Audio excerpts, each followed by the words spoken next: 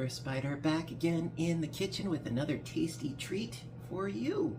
Hope all of you are doing really well today. I'm doing fabulous because I get to show you how to make a really simple, quick, and oh so decadent dessert.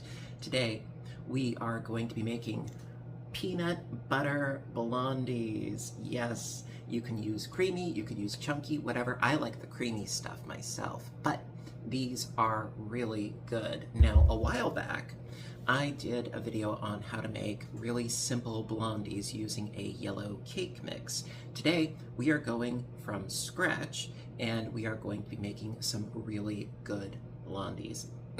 They are very tasty.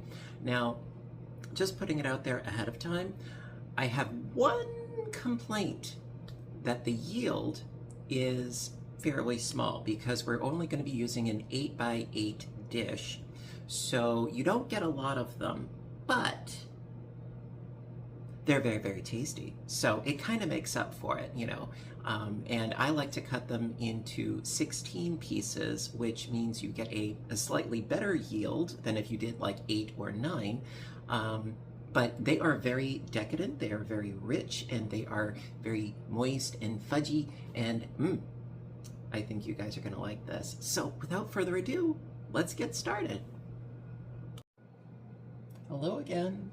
Okay, so I have all of my ingredients together, I believe, and I think we are all set to get started. Now, I already have my oven preheating to 350, getting that out of the way.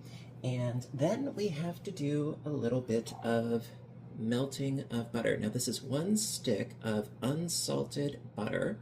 Going to pop this in the microwave for about 30 seconds or so. It's at room temp right now, so it's very soft, so it really shouldn't take me that long. You don't want to boil it, you just want to melt it.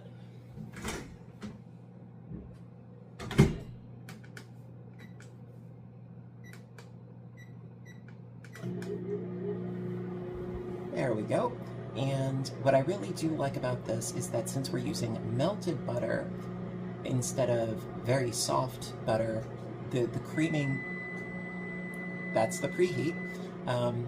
Since we're using melted butter, excuse me, instead of soft butter, it's a lot easier to cream the sugar and the butter together. And also it lends itself to the rather nice fudgy quality. And that's the microwave. Okay.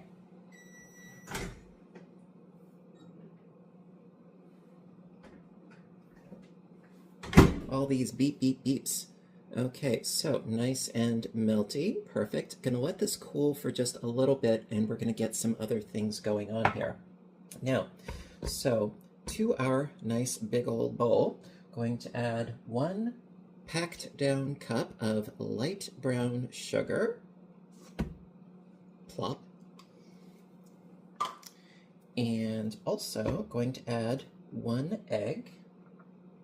I always like to do the eggs off camera because you never know if you're going to get shell or whatnot, but no, nice clean break here.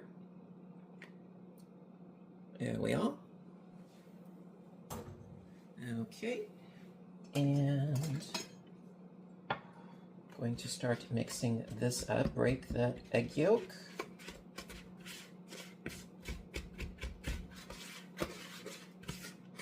What I also found surprising is that there's no regular white sugar in this recipe, just brown,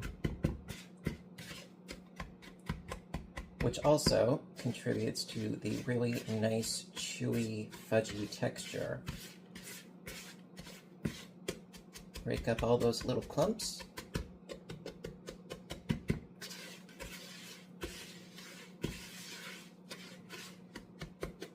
There we go. Add your melted butter. And you definitely want to use unsalted because we are going to be adding a little bit of salt. And of course also I'm sure that there is a fair amount of sodium. Yep, 150 milligrams per 2 tablespoons in the peanut butter. So yeah, don't use salted butter. So just give this a little bit of a mix. And also, you know what, for the vast majority of recipes, not all, but most recipes call for unsalted butter because you never really know exactly what the salt content is with salted butter. And it may not be to your liking. So it's always best with baking recipes, use unsalted. You could always add your own. Okay, fairly well mixed together. Okay, so from here, let's see, we did the butter, we did the sugar, we did the egg. Let's do the vanilla. 1 teaspoon.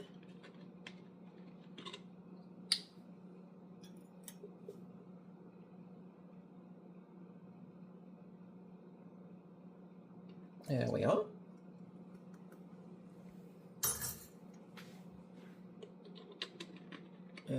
Right, now comes for the messy part, the peanut butter. So going to need a 1/2 cup of peanut butter.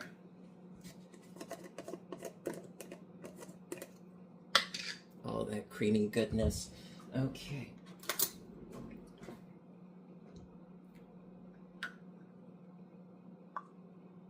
Just scoot you in there and push you down.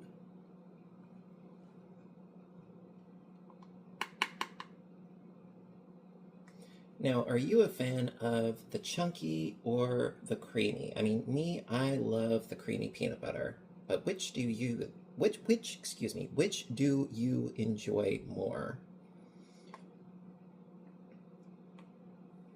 Another thing that you could quite conceivably do, I haven't tried it, but what you could do is use like a creamy peanut butter, and then you could add some chopped nuts to this as well.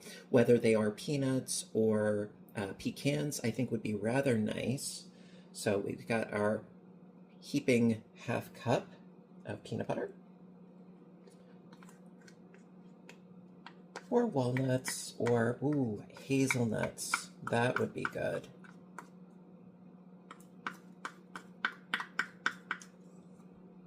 Or if you're a fan of Nutella, perhaps a little spoonful of that as well.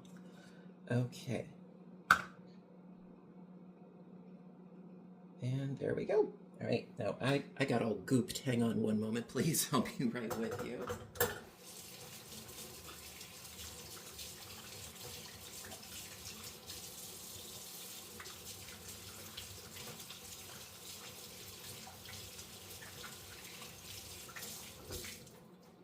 Okay, we're good. All right, and we are almost there, actually. Just gonna add a little bit of salt and some flour, and then we will be good to go. So going to use about 1/4 teaspoon of kosher salt. You could use regular table salt, that's fine.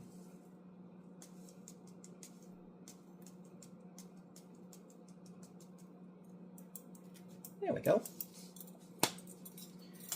And last but not least, going to need 1 cup of all-purpose flour.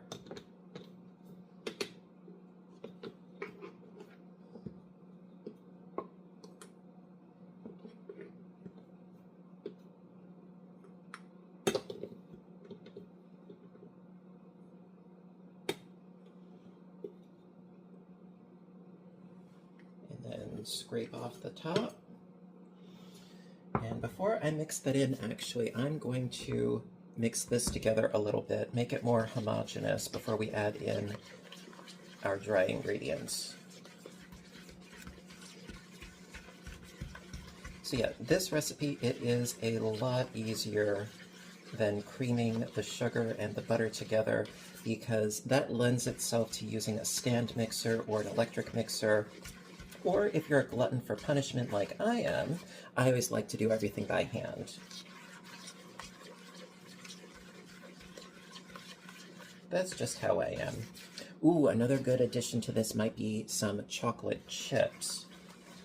Now for that, I would suggest perhaps maybe, I want to say 1/2 cup of chocolate chips. You don't want to go overboard because this already is very, very rich.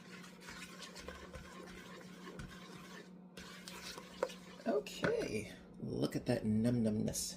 All right, 1 cup of flour. There we are. And just mix this together. And just making sure that all of our flour is incorporated. It's that easy.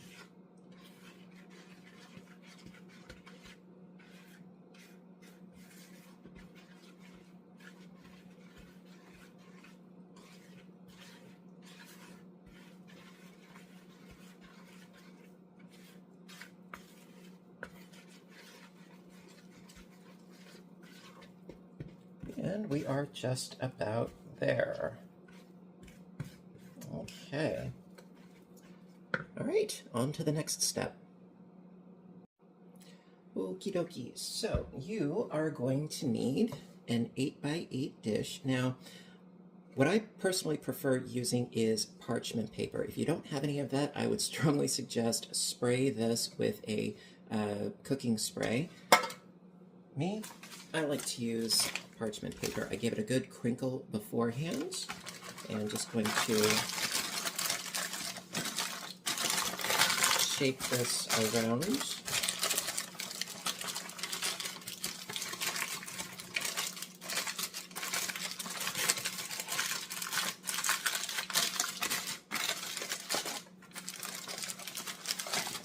There we go. Perfect. And then just dump this in.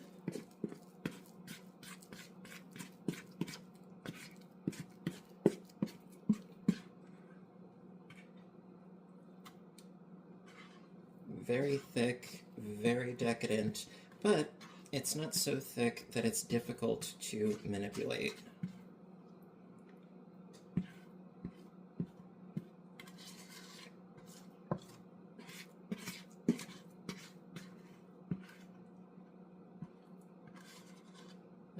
Okay.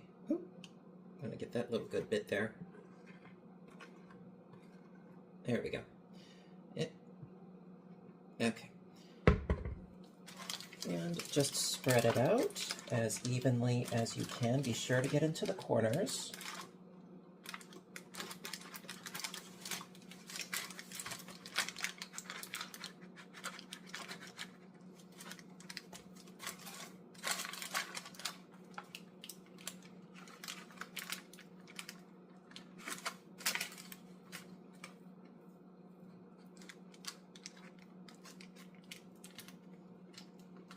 Now you don't have to worry about this rising up because we didn't use any leavening agent. There's no baking soda, no baking powder, so you don't have to worry about it baking over or anything like that. Okay, we are just about set. Very, very spiffy. Okay, just trying to spread this out as evenly as possible. There we go. Okay, I think we're good. I think we are good.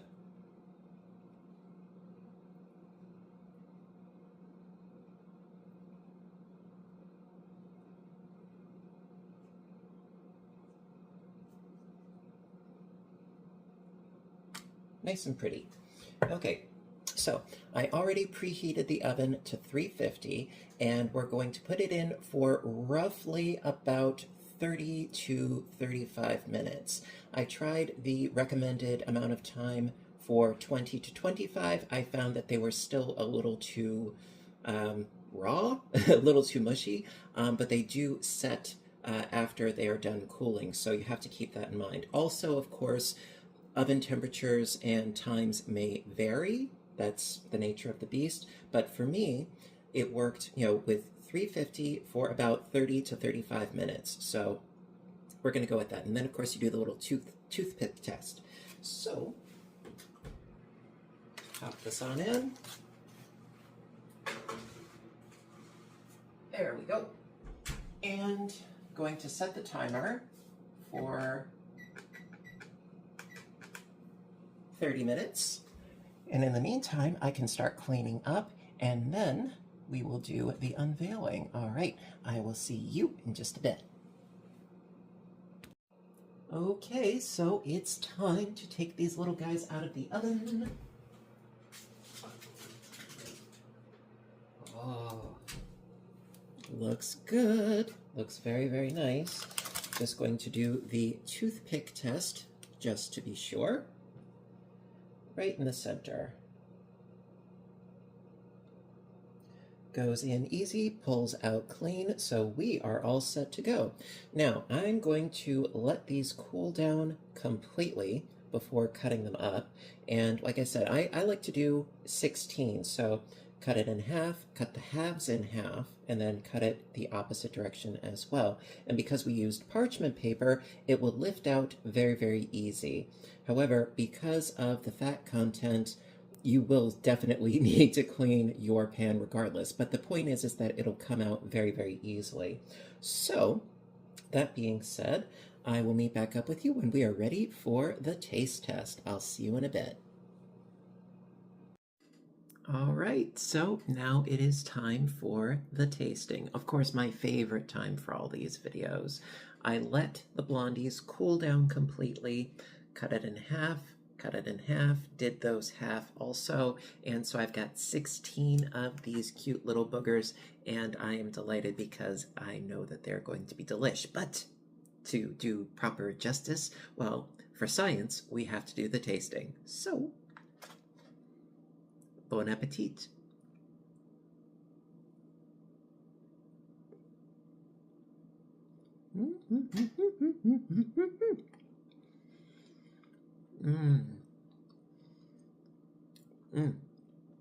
Very rich, a little bit fudgy, a little bit crumbly.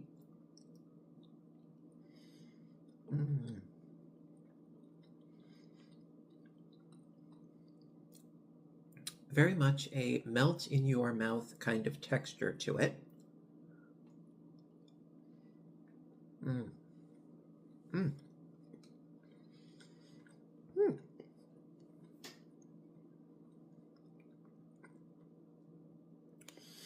Now, I think the only thing that would make these even better, okay, would be perhaps if they were served warm with a little bit of vanilla ice cream on top.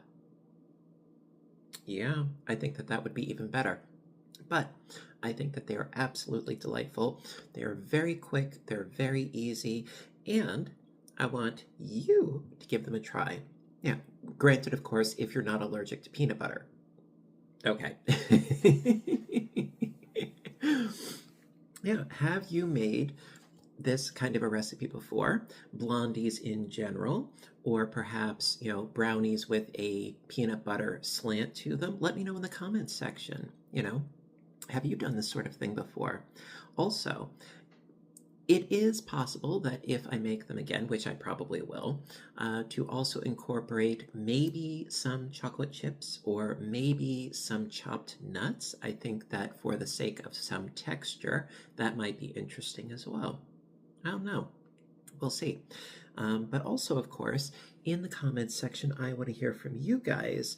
Are there any other kinds of decadent little treat recipes that you would like me to try, whether it is, a dessert, a cookie, a pastry, or perhaps something a bit more savory, always interested in getting inspiration for new recipes and things like that. So let me know. All right.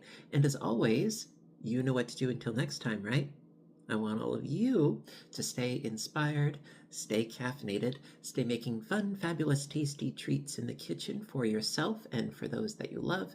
Take care of yourselves and each other, and I will see you in my next video.